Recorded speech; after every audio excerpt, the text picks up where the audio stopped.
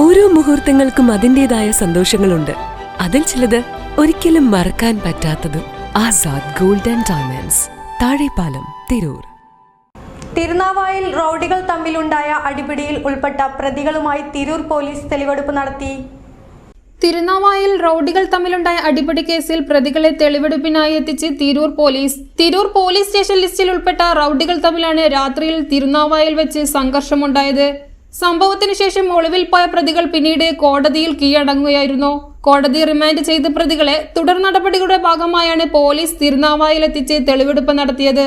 കേസിലെ പ്രതികളായ തിരുനാവായ കൊടക്കാട്ട് പറമ്പിൽ ഫൈസൽ തിരൂർ സ്റ്റേഷനിലെ റൌഡി ലിസ്റ്റിലുള്ളയാളാണ്. രണ്ടാം പ്രതി എടക്കുളത്ത് പുത്തൻപുരയിൽ നിഷാദ് മുൻപും നിരവധി കേസുകളിൽ ഉൾപ്പെട്ടിട്ടുണ്ട്. സംഘർഷത്തിൽ പരിക്കേറ്റ തിരുനാവായ സ്വദേശി സജാദും പോലീസ് ലിസ്റ്റിലെ റൌഡിയാണ്.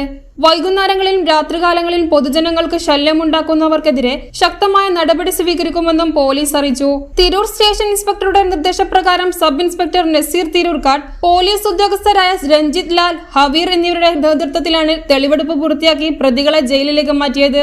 News 99 Tirur. Bridal craft, the wedding mall, pan bazaar, Tirur.